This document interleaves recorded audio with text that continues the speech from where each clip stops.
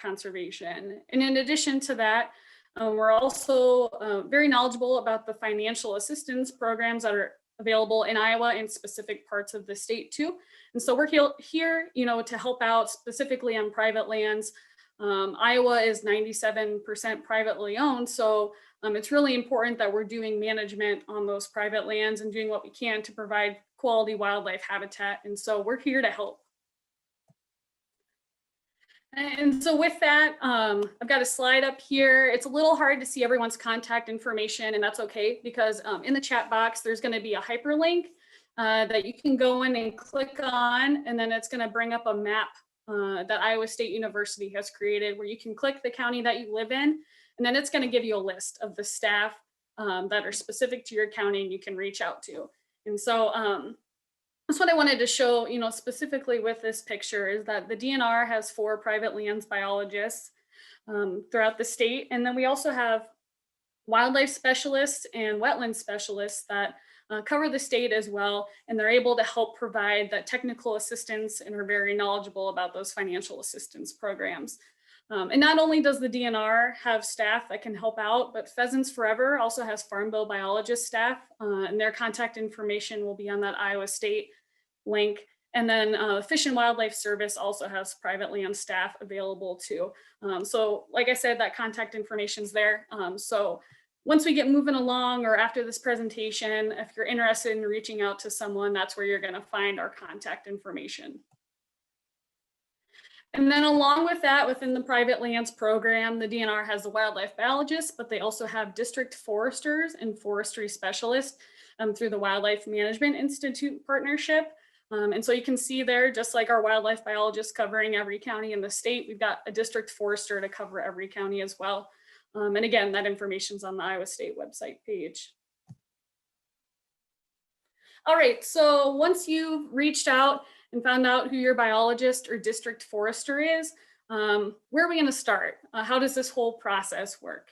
And so what we're going to do is the forester, or myself as the biologist, or the other biologists in the state, we're going to go out, we're going to meet with you, hopefully in the field, or we can do meetings through Zoom, those sorts of things during COVID especially. But what we're going to do is we want to find out what your goals are and what objectives there might be for your project. And so thinking about the goals that you have in mind, it's going to vary on the landowner or farmer, what they're going to want to see. And you might not even know at this point in time what your goals are. So hopefully by the end of this presentation, we can get you thinking about some goals that you might have, or you have, like I said, if you might have some in mind already. Say you want to bring quail back onto your property. We can help you develop, what steps it's going to take to get them back to your property. Or say you've got some unprofitable farm acres and you're not sure what to do with those. You don't want to farm them anymore, but you don't know what your options are. Us staff, we're able to help provide you that assistance and let you know what those options are going to be. So once we've kind of talked about what the goals are, what maybe area on your property you're specifically interested in, we want to know about the history of your site. And so we're able to get maps dating back to the 1930s, and we can look through those maps and see what changes have gone out throughout that time. Maybe there were trees in an area and they have been cleared, or maybe there was wetlands on the site, and at some point there was tile installed that drained those wetlands. Looking back on what the site looked like, it's really going to help us moving forward when we develop a wildlife plan or forest stewardship plan for you.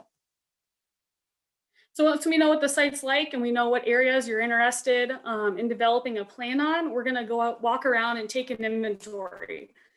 Say you've got some pasture ground you're wanting to convert to natives. We want to see what plants are currently there and see if that's something that we can work with to enhance, or maybe it's something that we're going to have to eradicate and then reseed the area. So just kind of getting an overall assessment of what you have. Also in your timber, there might be invasive species in there, and helping figure out what's out there, and then again, how we can enhance those areas. And then from there, once we know, what you want to do, what the site looks like, the biologist or forester is going to be able to develop a plan for you. And so within that plan, we're going to talk to you about the site, list what soils are there. And then we're also going to list the habitat practices that we think would be most beneficial for you to implement on that site to meet those goals. And we're also going to lay out a timeline and the steps to take to get there and meet those goals as well. And then within that plan or a follow-up with a conversation, we can talk to you about financial assistance programs that might be available. And so we like to include that part after the plan, just so we know what you're planning to do out there. At that point, it's a lot easier to see what financial assistance programs would best work for you, instead of picking the program first and then figuring out what practices would fit in that. And so I'm going to talk a little bit later about the different financial assistance programs that are available, but do keep in mind that some of them, there's specific eligibility that you may or may not be eligible for, and that's stuff that the biologists or foresters can help you navigate, and we can talk with you about the programs and figure out which one's going to best fit your scenario too. And so if you're going to go with financial assistance, or maybe you want to do the project on your own, the next step is going to be to start implementing that plan. And so, like I mentioned, we can lay out the steps to get your plan implemented. But keep in mind, you can work at your own pace. These plans can be updated and modified as you go. So if you only want to do a little bit in the beginning and then see how things go and keep progressing, or if you kind of want to do it all, in a couple of years, it's really up to you. And again, we can work with you to set out that timeline, and we can modify it as things go along. And so once you've implemented the practices, we like to evaluate the project, see how things are going, and then what steps might need to be done to move forward. And not everything works out as planned. And so, we can go back and think of ways to improve things that way too. So this is just kind of a basic overview of the whole process, whether you're using programs like EQIP, or if you're just wanting to do the work on your own, how biologists and foresters can be helpful to you in developing plans and helping you get the work implemented. And so there's a lot of different practices going on that are options that are available to you. And so I'm going to talk about and highlight each of those different practices, but I'm going to lump them together in 3 different habitat types that we've got here in Iowa. And those are wetlands and timber and then prairie. And so when we're thinking about these habitat types, they really vary across the state of Iowa. And a good way to think about that is looking at the different eco regions that we have here in the state. And these are formed by the glaciers that we've had throughout time, as you can see on the map on the top. So if we look at, for example, the Des Moines lobe, that's from the most recent glacier, I think 10 to 14,000 years ago. And what that glacier did was, once the glacier melted, it created a lot of potholes. And so we call that the Prairie pothole region of our state. And so when we look down here, on this map here on the left, this is what Iowa looked like pre-European settlement. And so in that tan or light yellow area, you can see that's where a lot of the grassland here in Iowa was. The areas in green, those are where woodlands or timbers were. And then like up here, these areas in blue, those were our wetlands. So we can see based off of what the glaciers were like and how the land is, our soil types, our topography, those sorts of things, based off of, the glaciers and past events that we had in the state. And that's how we have the habitat types that we had here. Looking here on the right, this is what Iowa looks like now, post-European settlement. So as you would guess, those prairies created really good, deep, rich soils that were great for crop ground. And that's where a lot of those brown areas are where cropland is here today. You can still see there's woodlands in there, those green areas. And then also quite a bit of pasture here in the southern part of the state, which matches up with our southern Iowa drift plain glacier. And so as we know from that, we've got a lot of more steeper terrain, rivers. And so just thinking about how the glaciers were and connecting it back with the habitat types we see, that kind of helps us plan what practices might be options for you.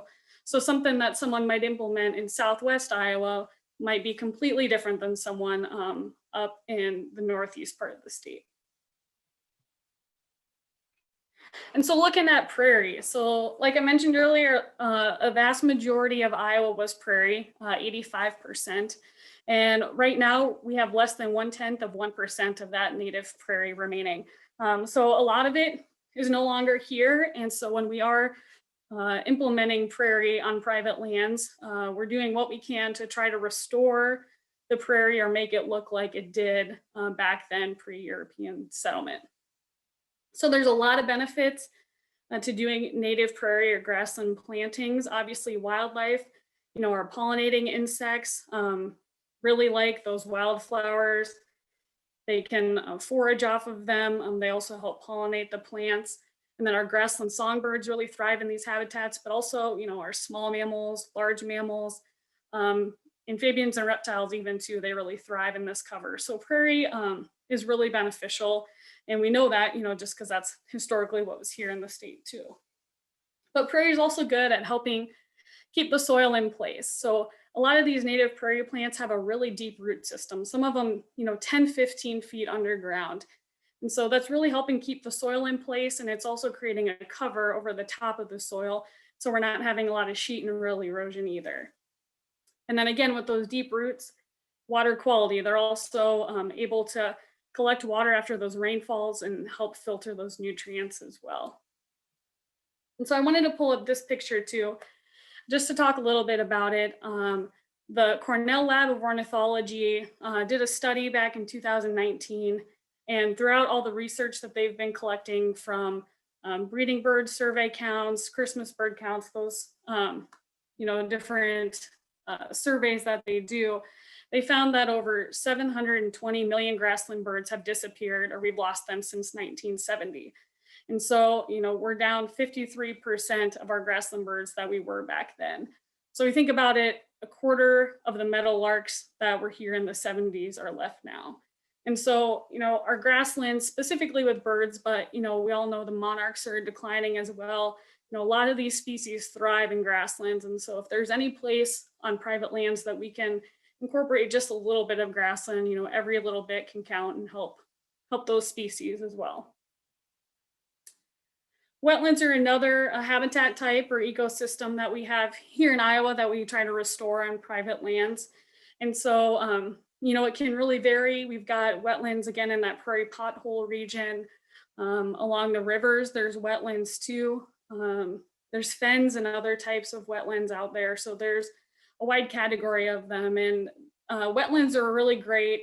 They've got a diverse amount of species that benefit from them, from our plants out there, as well as insects and amphibians, reptiles, mammals. If you think about all the migrating birds that come through, shorebirds, waterfowl, they all stop by and use these wetlands through their migration too. So wetlands are very important, not only for wildlife, but also water quality. They're really good at filtering our nutrients like phosphorus and nitrogen. And then, like I mentioned, along rivers too, they're really good with helping with flood control. So when those rivers go out of their banks, if there's wetlands or oxbows or other areas that can hold some of that water, they can be really beneficial too. And then woodlands is the last habitat type that we're going to talk about too. Approximately 25% of Iowa's original woodlands are still present. So that's a lot more than the amount of wetlands and prairie that we've lost, but it's still only 25%. And of that 25%, 90% of those woodlands are on private lands. So doing practices like timber stand improvement, planting trees or shrubs, doing prescribed burns can all be helpful habitat practices that we do in the woodland type ecosystems. And so trees are great at taking in carbon dioxide and giving us oxygen, which we all clearly need. So that's why they're really beneficial. But as well, they're great for wildlife habitat. A lot of species thrive. We'll talk about, I've got a slide showing species diversity in timbers later on in the presentation to show that too. But then as a landowner as well, you might want to do what you can to help your woodland to promote species like walnuts or oak that you might be using later on in a timber sale to make some money off of that as well. So there's really good benefits to having healthy woodlands too. And so before, I forgot a couple practices, in our prairies that we use most. brush management, and prescribed burning in addition to doing the native seedings themselves, or something we would do a lot in prairies. And then with wetlands, usually we're either creating wetlands or restoring prior wetlands that might have been tiled. And so some of the things that we'll do with those is do some earthwork, possibly put in water control structures, which we'll talk about here later as well. So those are just some of the practices that are options. And so I've got this slide up here kind of to talk about the alphabet soup. It's something that, we as professionals joke around quite a bit, is that there's a bunch of different programs, a lot of different acronyms that we throw out there, and it's really hard to understand. And so that's what, we're here for, the biologists and foresters, to help you understand what programs are going to be the best fit for you. And so I'm just going to highlight a couple of the programs here, and then we can talk more about them later as well. But the Conservation Reserve Program is going to be a program that typically needs cropping history, falling in line with the dates in each farm bill. And then with that, the landowner takes that land out of production and seeds it down typically to native grass and wildflower planting, or they can also plant it to trees too, depending on the practice that they're eligible for. And then that landowner is going to get an annual rental rate payment, and then they're also going to get 50% and sometimes more depending on the practice of cost share. So that's one of the programs that's available. Another one, which we're going to be talking about, is the Environmental Quality Incentives Program. And so with that, you don't have to have cropping history to be eligible. But what it's going to be is that you're going to select practices that you want to do, and then you're going to get a flat rate payment for that practice. And so these projects are going to be ranked typically on an annual basis, sometimes more frequently than that. But at the start of each fiscal year, there'll be, a sign up. You can come into the office and sign up for this program at any time, and then there'll be ranking deadlines, and you'll find out if you're accepted. So again, the EQIP program, it's not going to pay you cost share per se, it's going to give you a flat rate payment for doing a habitat practice. The Iowa Habitat and Access Program is a program run through the DNR that can provide financial incentives to landowners to do habitat work as well. And then in exchange for that payment, the landowner would be opening their land for walk-in hunting access. And then with that, it involves the biologist coming out, looking at your property, working with you to develop a plan, and then a conservation officer also patrolling the areas too and keeping an eye on those as well. So that's another financial assistance program that's out there. And then REAP, the Resource Enhancement and Protection Program, is a program through the Iowa Department of Ag and Land Stewardship. And that program is going to provide, it can provide funding for timber stand improvement, native plantings, windbreaks. And so that will pay a rate of 75% cost share or up to not to exceed amount as well. Prairie Partners program is another one that can help. It can provide funding for 50% of the cost of seed. And so that one's through the DNR and Pheasants Forever and the Iowa Native Seed Growers Association too. And locally, there might be specific programs available too. You might be in a specific watershed area that has funding, or there might be some other local funds available too. And so, with this, I don't want you to have to memorize all these acronyms or know what these programs mean. Again, that's where, we can really be helpful to you, and we can help you figure out which one of these ones is going to be the best fit for you to implement those practices that I talked about. So with that, we're going to switch it over to Don. Hello, everybody. Thank you for attending tonight. I think Kelsey did a wonderful job. I'm going to try to go through my part rather quickly here, but what you see before you now is an outline of the properties. Well, maybe.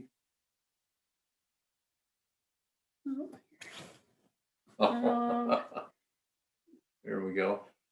An outline of the property in yellow, which I own. This isn't going to work very well, Kelsey. Here, can you look at this one and do it? Okay. Yeah.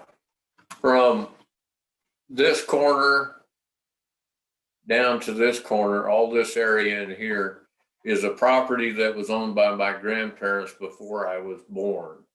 So essentially, this is like the home place to me. I purchased the rest of this property in 1988. And my son has since purchased along Middle River here another 130 acres. Back in the day, it was quite a little bit different. I had a friend that lived here. He had a pony. I had a pony, and we could just ride wherever we wanted to ride, whenever we wanted to ride. Nature was a big part of my growing up. Also, I had a really fabulous 5th and 6th grade science teacher. She really encourages to be close to nature. We learned a lot of things from her, from taxidermy to fossil collecting, just anything to do with the earth sciences. When I purchased this property in here, it was just a corn and beans and cattle farm. That's all it was. There was nothing different about it than the rest of the ground. My grandparents' place was the same way. It was mostly pasture, but had corn and beans on it. And I never did physically farm it myself. I always rented it out. I have a day job, but we also raised horses. And this area back here was all pasture at the time. When the bottom fell out of the horse market and cash rents had worked their way up from where they were in the mid 80s, I decided I was just going to do something, retire that ground and turn it into some type of habitat. And I had absolutely no idea what my goals were, what the right thing to do was, where to even start. We knew we had to take out a lot of hedge trees, and we were doing that for years. I knew they were an invasive species, but I also took a master conservationist course through Polk County. And that really got me to thinking about the entire farm as well as what to do back there. I wasn't sure if I was going to plant it all to trees, try to make a savanna out of it, what I was going to do with it.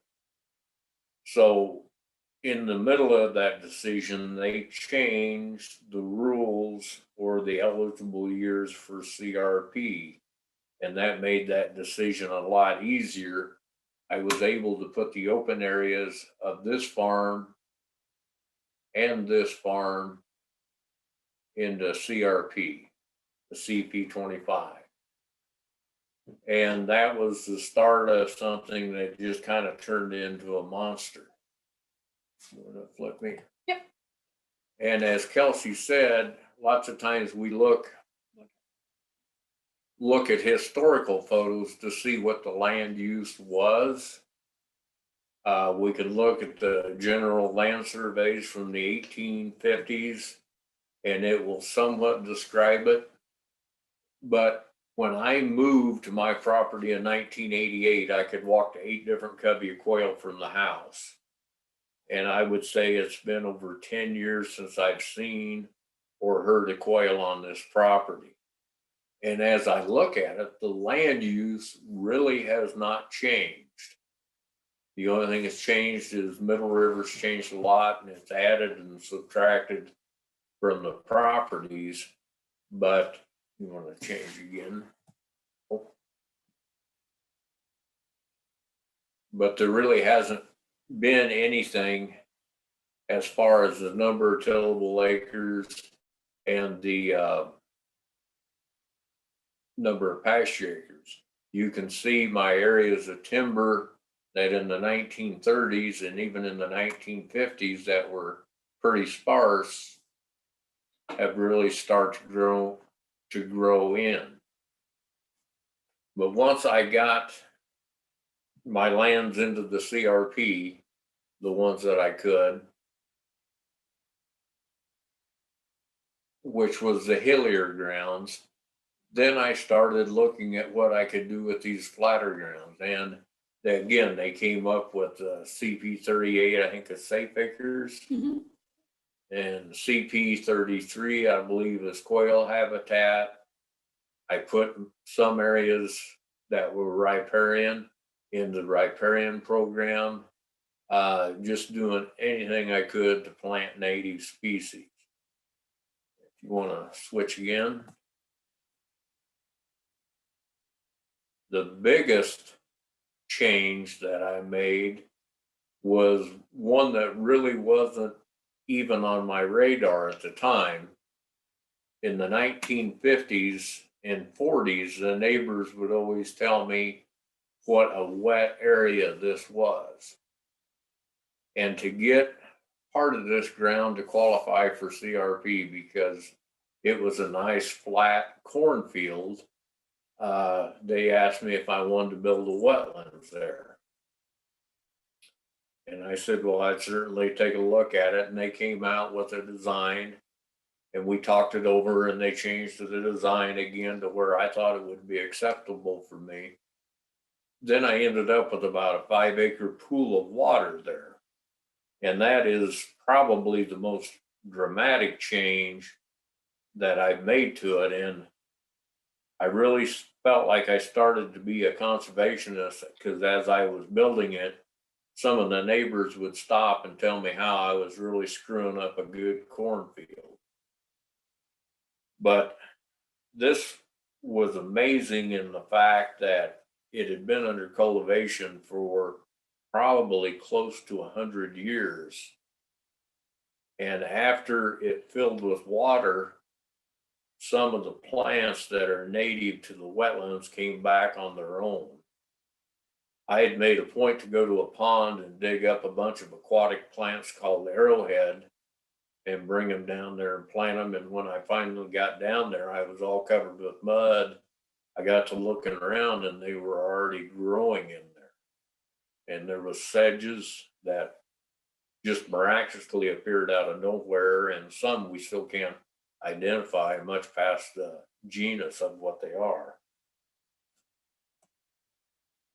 And this next slide is the last wetland I built, and it was for an entirely different reason. As you can see with that red arrow up there, I had a tremendous head cut going down through this ditch. And the definition of a head cut is where the water overfalls, and it was about a 10-12 foot bank straight up and down. At this time, Kelsey was helping me with things, and I believe you brought another biologist out. Mm-hmm. Yep. We were trying to think of what to do to take care of this head cut, and the only way that we could think to finance part of it was to do a timber stand improvement with it as well. So the next thing was to get a hold of the forester and see what he had in mind as well too. The one thing I would like to mention is this is a pretty unique wetlands, and it's probably about the third plan that the engineer came to me with of saying this is going to work and this is going to meet what I wanted for goals, which is habitat. As you're looking at the water right now, it's probably about 4 foot lower than where it will be. It's multi-shelved going into the water. I've added islands towards the back. I put dead trees in it. And I also wanted to go with a pond or a wetland in lieu of a pond, just because in the old time wetlands, they were for salamanders and reptiles and that. And when you add fish to it, you essentially take those out because they're the main predator of what I would naturally want to be there.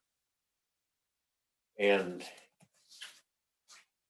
as you can see from the next picture, the wetlands has been the most interesting. This is the one by the house. We get swans, pelicans, gulls, all kinds of ducks. I've got 4 wood duck nesting boxes on there, and 3 out of the 4 usually hatch a brood every year. The upper left-hand corner is a sedge that's really unique. It'll grow up, it'll flower, then it'll bend at a 90-degree angle. And we're still having quite a little bit of trouble trying to figure out exactly what that one is. I do everything at home myself, and you can have some bad days when you're trying to do something yourself that you haven't done for a while. Having renter's insurance on equipment you rent is probably a pretty important deal. And it's something my son will always remember also, as he was helping me. But one thing about doing all of these activities on my own is doing them with myself, my son, and my son-in-laws. You do create some memories that'll probably last a couple, 3 different generations. I would imagine 40 years from now, when my son is sitting with his grandson on the dam of that wetland, he will still have that story to tell long after I'm gone. Yeah, don't play that again. The TSI, mentally, this was the hardest thing for me to do. I was brought up to respect trees. You don't cut trees, they're very valuable.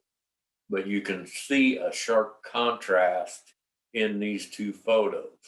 The one on the left, if you look about a third of the way over, you'll see a bur oak in there.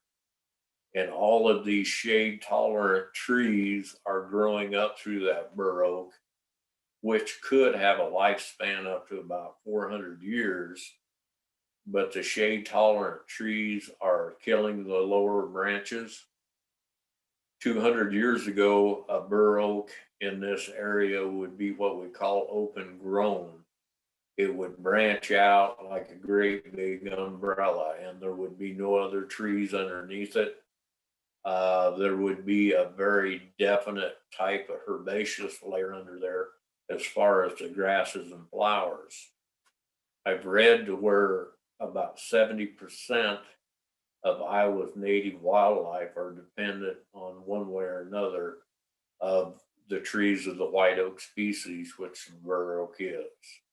And you can see on your right where we have went through and drastically thinned the timber, taken a lot of the shade tolerant trees out of there, opened it up quite a little bit, and give sunlight a chance to be able to hit the ground.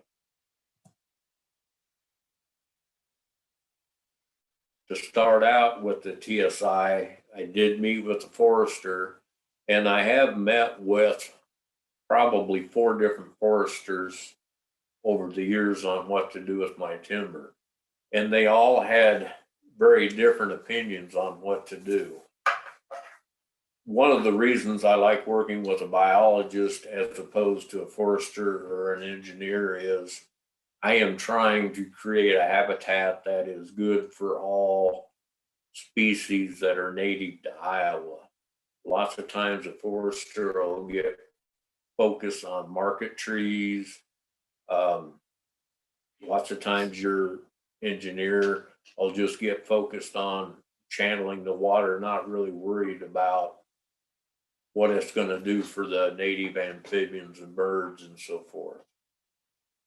But when we went through, Aaron Wright wrote a forestry plan for me. And they are kind of lengthy. That's probably what, 6, 7, 8, maybe a dozen pages long. And he gave me a lot of good ideas. He also gave me a minimum standard of what he would do so I would get my money for cost share.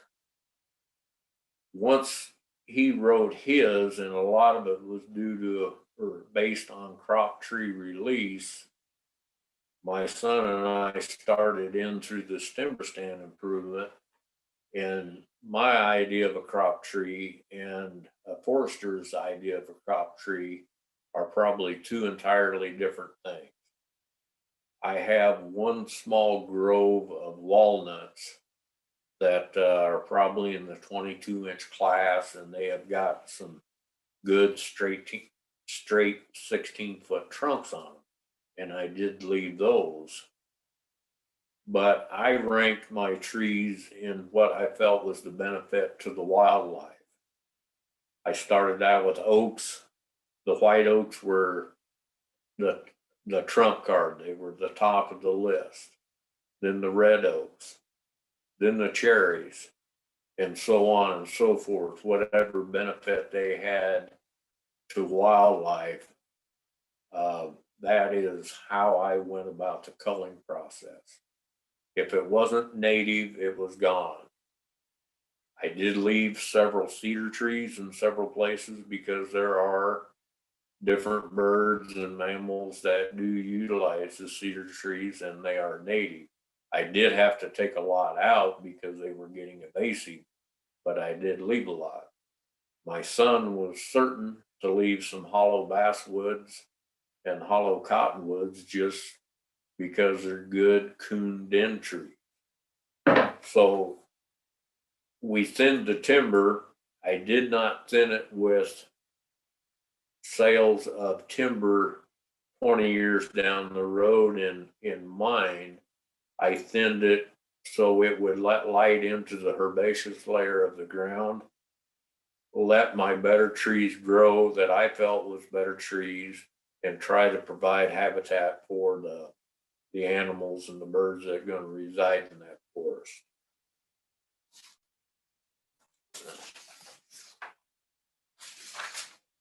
This is a slide that John Pearson from the DNR showed when he presented a program on the oldest oak trees in Pamela Park.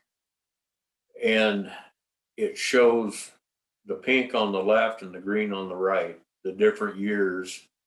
And this would specify or signify an unmanaged timber.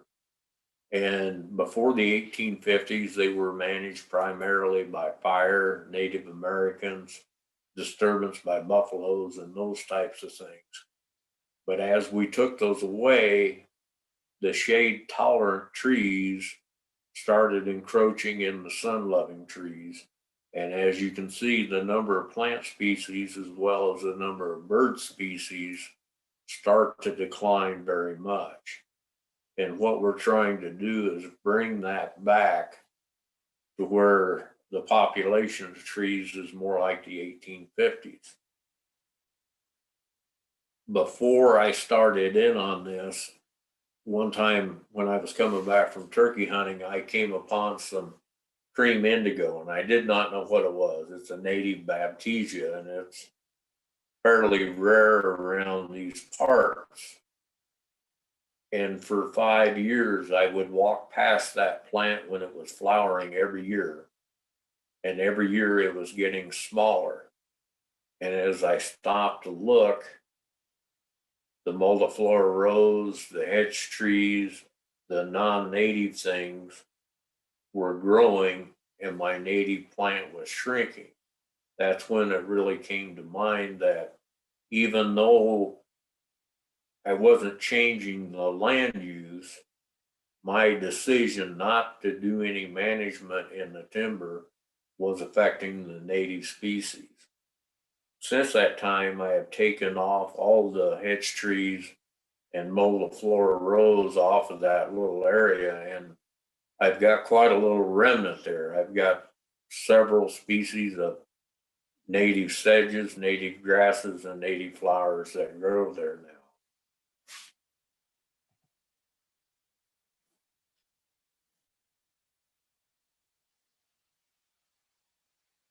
There are several different techniques to use when you are going through thinning your timber, and whether your forestry plan says that you end up with so many trees per acre or whatever, they're acceptable methods to use. On the left is what they call girdling the tree. It's got 2 cuts all the way around through the bark and the cambium layer, and this tree will die and fall over on its own accord. And that's a very good procedure, number one, if it's going to be a hard tree to cut. Number two, if you're really going to wound or damage a tree that you're wanting to save by felling that tree. And it is a rather fast way of doing it also.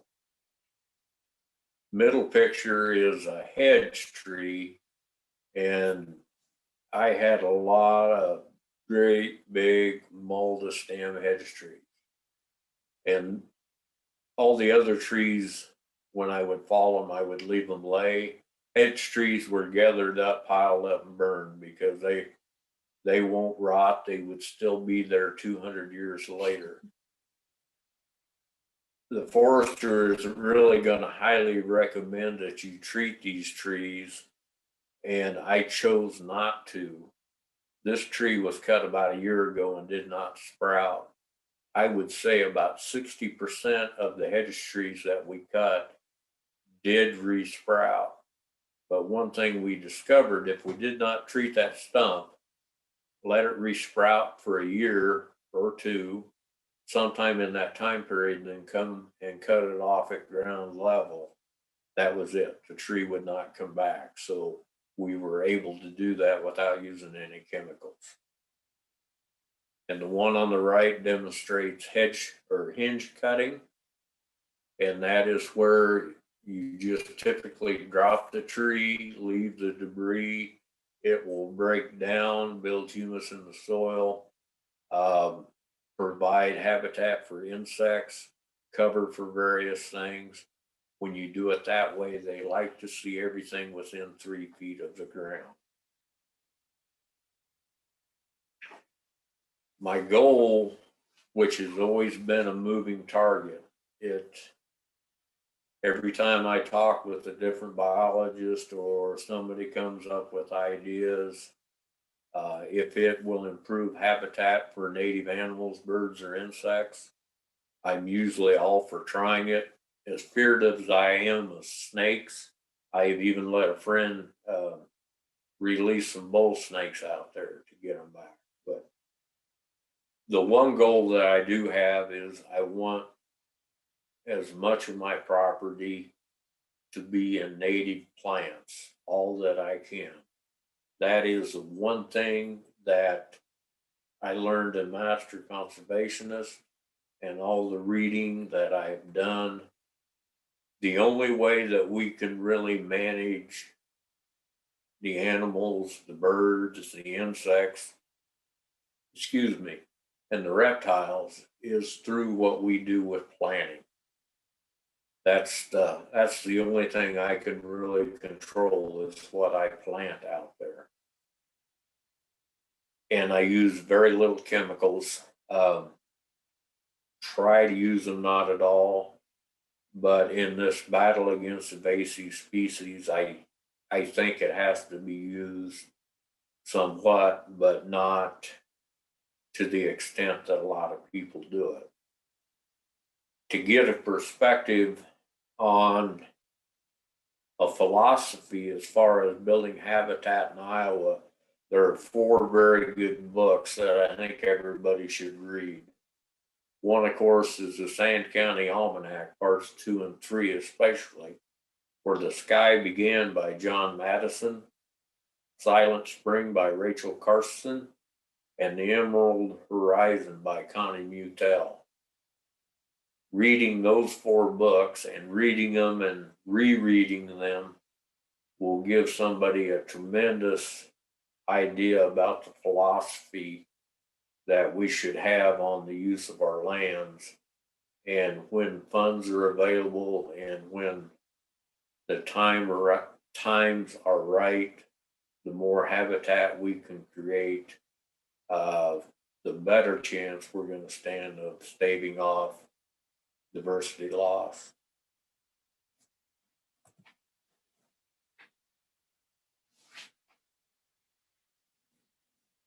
Fire is probably the oldest tool in the toolkit. That was one of the main ways that the Native Americans sculptured the landscape for probably 10,000 years before the European Americans got here. It can be a good thing or it can be a bad thing. The thing we got to realize is every time we do something, every time we change something, it's going to be good for one species and bad for another. There's herps out there. If you burn too late in the spring to try to set back broom grass, you're going to be hurting the herps. I'm not so concerned about the nesting birds because if they're off the nest, they will probably just go and re-nest someplace else. The insects, I think a lot of insects are come to the fire, the ones that are migrating, the ones that can't fly yet. So the timing of the fire is critical, not only for the purpose of what you want to use it for, but what you want to try not to harm. And fire is something that can get out of control. I've had it happen to me. There are people that do it professionally, or there's a lot of people that do it themselves also. Kelsey brought up doing an inventory, an app that I came onto here about 4 years ago, iNaturalist, and Kelsey and I have done a couple workshops on it.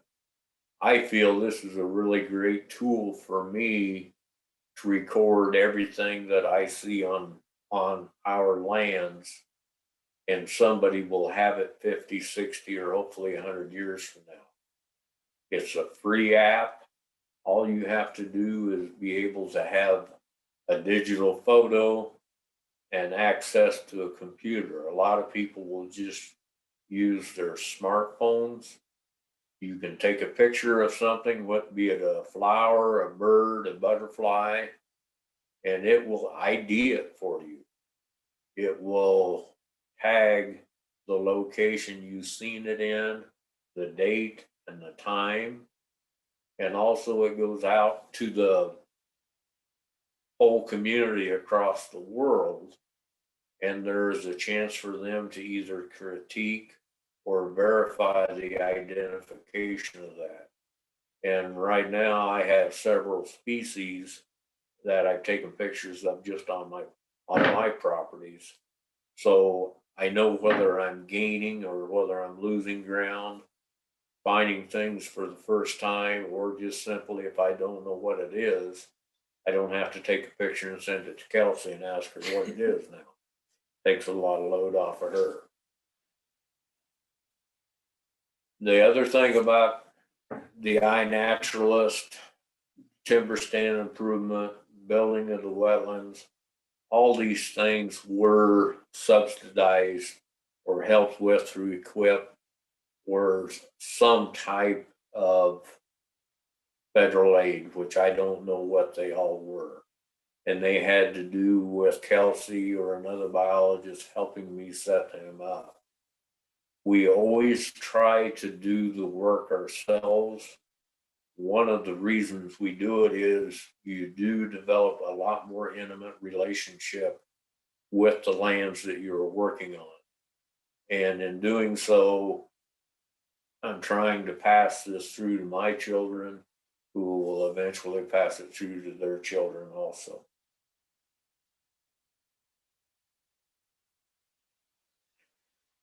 We do try to share everything we're doing. A few years ago, a few friends and myself felt there was a need for an adult organization to where we could share ideas, share successes, share things that didn't work, get together, talk about different things, see what other people are doing. And we started an organization called For Land's Sakes. And I think at this time we have close to 200 members that participate in that way. The other nice thing about it is we do notify each other when things that might interest us come up that otherwise would just go by, come and go, and you would never even know it happened. So fellowship is a big part of this also.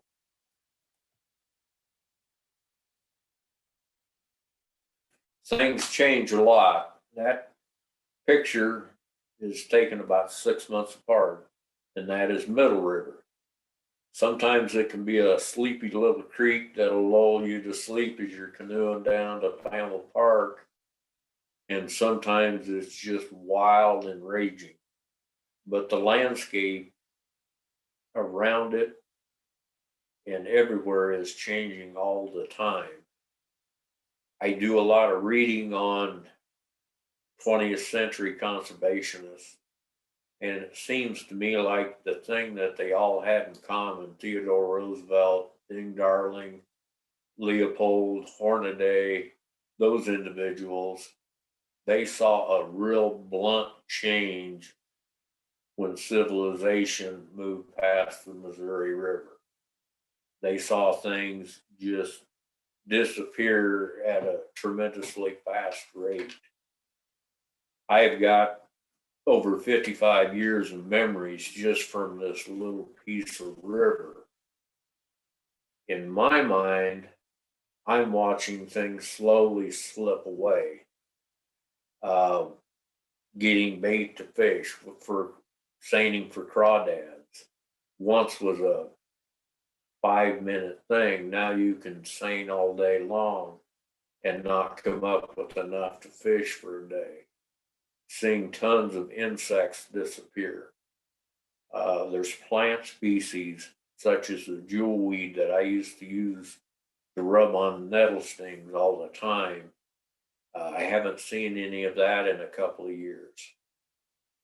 Even the last couple of years when I go out to mow pasture, the amount of swallows that usually follow the tractor would have been uncountable, and now there's only, a couple dozen at the most, maybe. So I really feel like things are dwindling, and I do get rather glum about what I see the prospects for biodiversity here in Iowa. And hopefully I'm doing what I can to negate that, but I really do see things slipping away. But Kelsey won't let me end this on a sour note. We did go hunting. My son and I went hunting last year, and I wrote a short note to a biologist that after complaining to her for 2 hours that things were slipping away from us, that my son and I went down to shoot wood ducks. And as we went down to the river that morning, there were 3 beavers just dancing around on the river, or swimming around on the river, dancing around in our lights. And they really didn't mind us much. Then the tails flapping after about 20 minutes. My son and I couldn't see each other as we were separated by a brush pile, and a big grumpy raccoon passed within 3 feet of me, and I wondered if he saw it. Just as it got light enough to shoot, a few woodies came in and landed, and there was no shots. I was wondering if my son had fell asleep, which is not uncommon. Then a pair of otters played in front of us for about 15 minutes or so, as about 40 wood ducks landed within 20 yards of our position. Still no shots. I'm sure he's asleep. As the sun got a little higher, there were 2 so-so bucks on the opposite side of the river trying to figure out what we were doing, whether or not they should run. We had so many ducks coming in, I even text Colt to try to wake him up. Then all the ducks swam upriver, and the hunt was pretty well over, and Colton stood up. He had seen the coon as it walked right over his legs. He had seen the ducks, but was too busy watching a weasel in the brush pile between us. And when all the ducks come in, he said it was just so neat to see the otters and deer that neither one of us bothered to shoot. When I was young, the limit on a wood duck was 1. Now it's 3. Deer were very scarce. You had to apply to get a tag to shoot a deer. They were so scarce. Otters were extinct in Iowa. They've since been reintroduced. Beavers were all but gone. I've still have never seen a weasel. And to top it off, some people got a picture of a gray fox by the city park, and it had been 45 years since I've known anybody to have seen a gray fox. So in my mind, yes, I'm still seeing a lot of things slip away from us. But through conservation efforts, some things can be reversed, and I hope enough things can. Okay. Yeah, awesome. Well, that's the end of our presentation. So we're happy to, it looks like there's been questions coming through. We'd be happy to answer any questions that you guys have. Thank you both so much. Don, what a way to end that presentation. That was fantastic. So we do have some questions, and please, everyone, continue to submit your questions as we work through those that have already been submitted to the chat box. There was one question, actually, I want to hit a question that was just recently posed, which was, are there books listing Iowa's regional native pollinators and plants? And I think that this is a great question for anyone that's on the call. So Kelsey, Don, if you have suggestions, that'd be great. But I think there's also individuals that are on the call that might have some suggestions as well. So go ahead and submit those to the chat box. But Don, Kelsey, do you have any favorite resources for native plants and pollinators? There's a trio of books out that I use a lot. One is Wildflowers of the Iowa Prairies, one Wildflowers of the Wetlands, and Wildflowers of the Woodlands, I believe.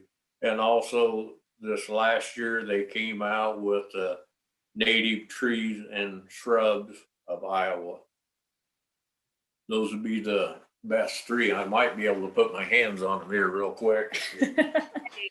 And yeah, Xerces Society, I see that Sarah Nizzi's giving a Farminar, I think next week.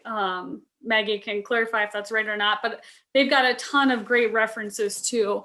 And they would have information on the pollinators and insects as well. There is also a book on just the Iowa butterflies, reptiles of Iowa, mammals of Iowa. You can find books specific to Iowa if you do just a little looking. Larry Stone Books is a good place to purchase those. Barnes and Noble also has an Iowa section.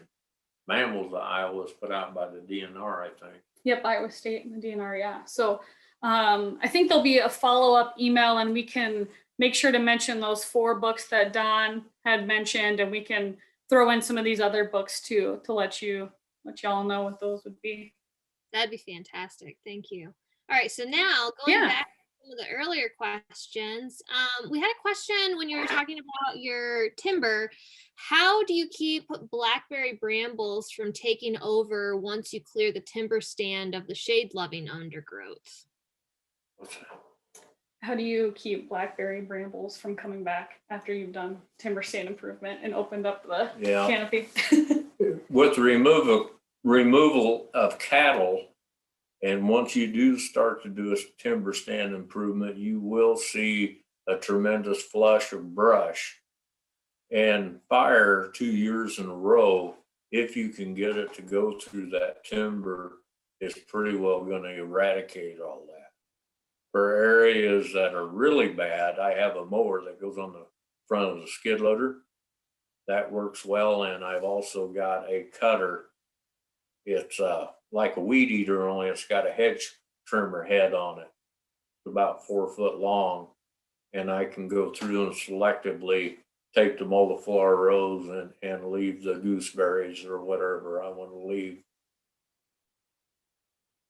That's a good point to add too, is, you know, after doing timber stand improvement or or prairie plantings or that matter, it's not just you do those and walk away. There's always going to be some follow-up management that has to happen, or we come into that scenario like we showed in the picture where no management in timber is also a management option, because the successional community is going to keep ever changing. So doing, frequent burning or monitoring what's out there and doing spot treatment, like Don mentioned, is going to be important. And, whether you're able to identify what needs to be done yourself, that's great. Or if you need someone to come out and help you, we're happy to do follow-ups and walk you through, the next steps to take too. It's not just we write you a plan and walk away sort of thing. We're here with you through the whole process and are always happy to come help and follow up at the site too.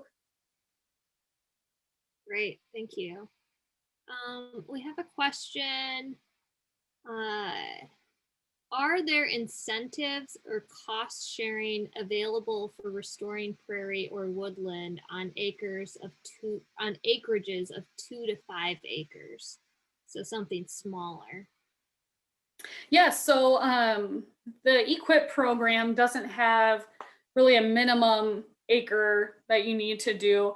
Kind of like Don had mentioned, putting the wetland and timber stand improvement together, doing several practices on different acres helps you rank higher. So that might be an instance with EQIP where you might not, rank the highest with doing a smaller amount of acres, but you can still definitely apply. The Prairie Partners program has a minimum of 2 acres to do native plantings. So that's one that we use a lot on sites that might not be eligible for CRP because they don't have cropping history. But we can, convert those smaller acred areas. So again, yep, there's definitely options, and reach out to your local biologist or forester to help you with that. We'd be happy to help you figure that out. And there's a similar question. Somebody wants to convert a 1 acre lot to native grasses, and they're wondering where they should start in terms of expert advice to get moving in the right direction on that. Yeah, so one of the links that was included in the chat too is an Iowa DNR website that's got talks about technical assistance, and it's got some handouts in there specifically for native plantings or edge feathering, different practices like that. And so you can start there and use that native planting guide to see the steps. But again, you can also reach out to us and we're happy to help you. Even if you don't fall into a financial assistance program, or even if you don't want financial assistance, that's okay. We're still able to help provide you that technical assistance and develop a plan for you to implement that.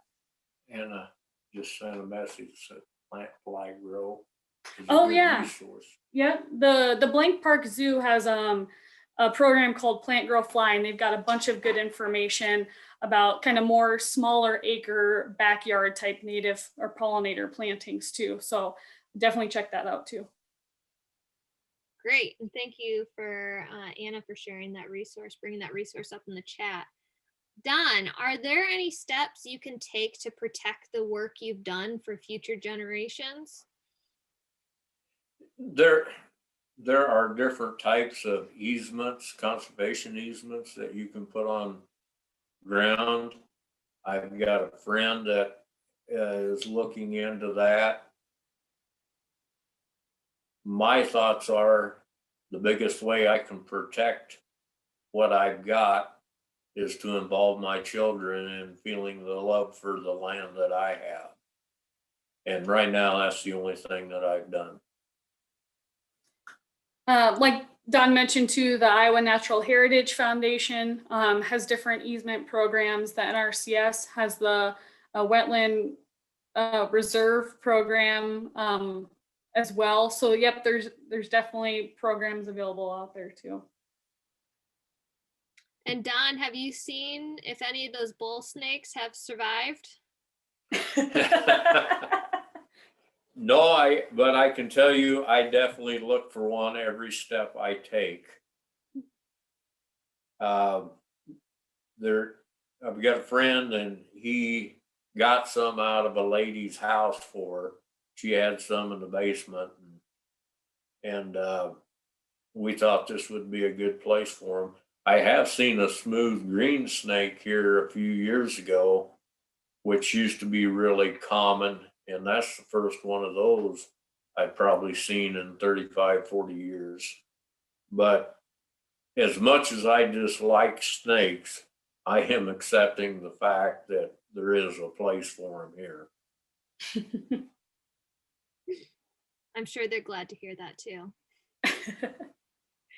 All right, so there's two other questions here that are another crowd. I think they're both crowdsourcing questions. So one, an individual is wondering if anyone knows the current status of the rusty patch bumblebee. And then, Yeah. I don't have a great answer to that, but I can certainly look that up and we can send some follow-up information too. Another plug for Sarah Nizzi. She would be a great one to give an update on that too, but I'll look up some information so we can get that sent out to you all.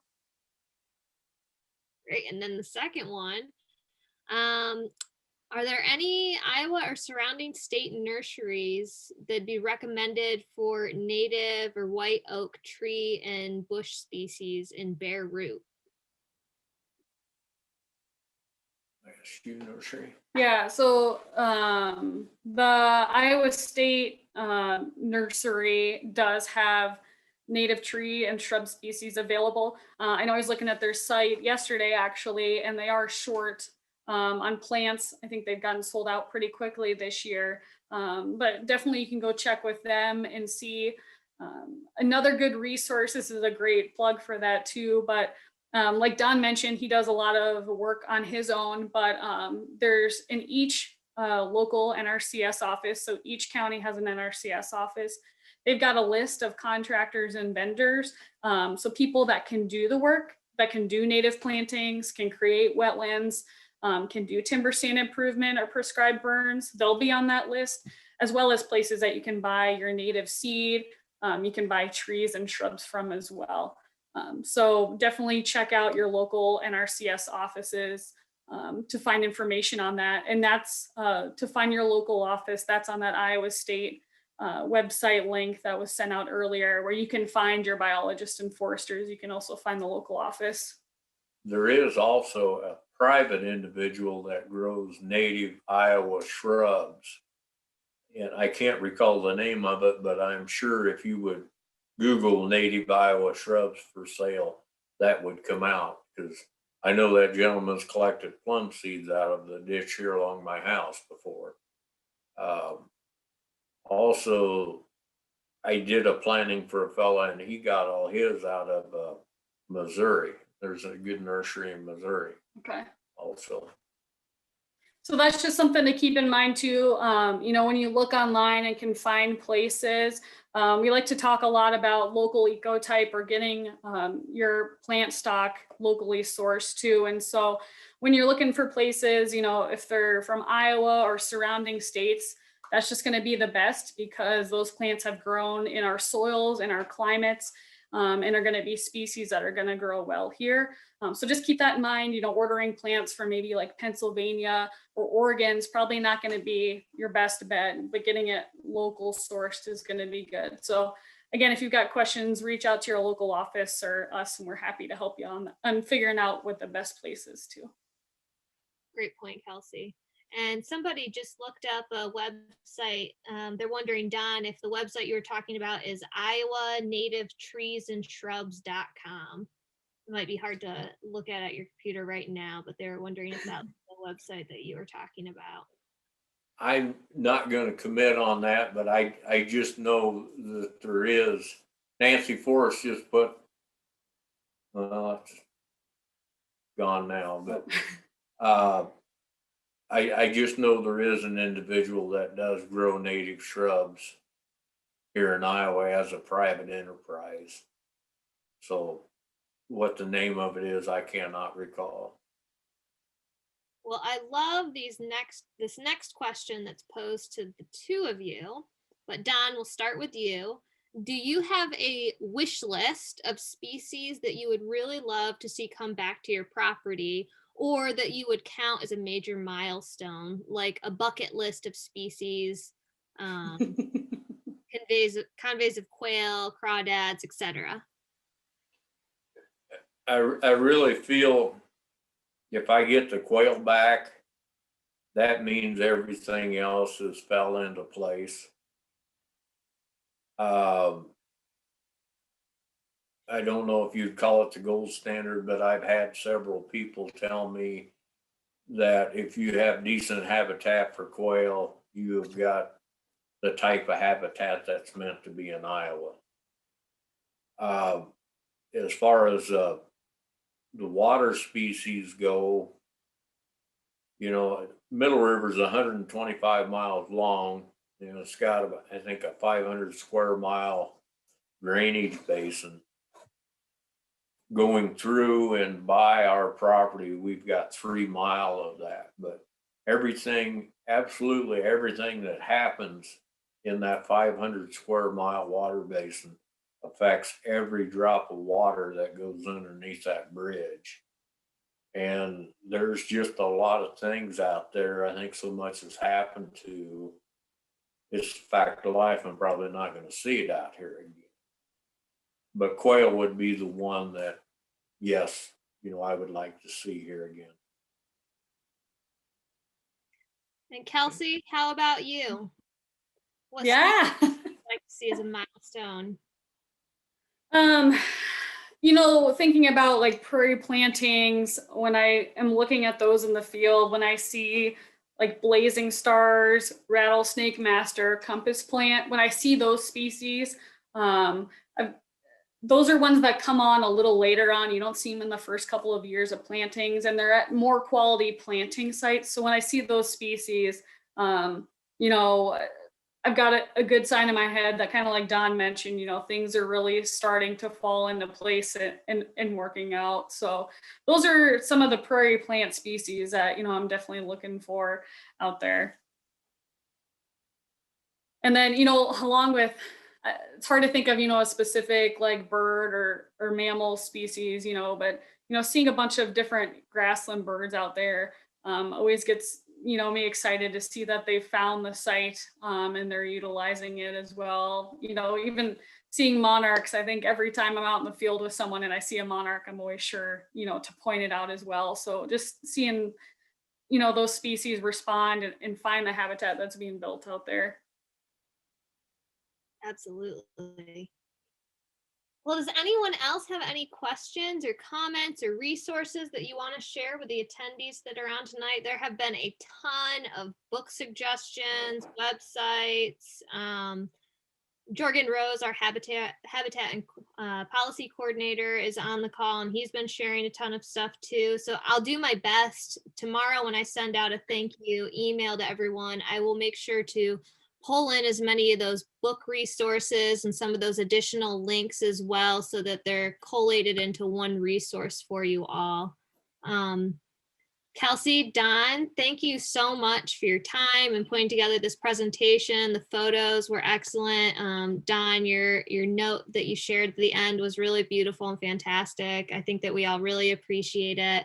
As Kelsey plugged for me already twice tonight, next week, we're going to have two individuals, Angela Laws and Sarah Nietzsche from Xerxes, and they're going to be talking about pollinators and climate change making an impact on the farm. So if you have more pollinator type of questions, please join us next week at 7 p.m. on Tuesday evening to learn more about that and ask additional questions at that point in time. Thank you everyone so much. Have a wonderful night, and hopefully we'll see your names in the attendee list again in the future.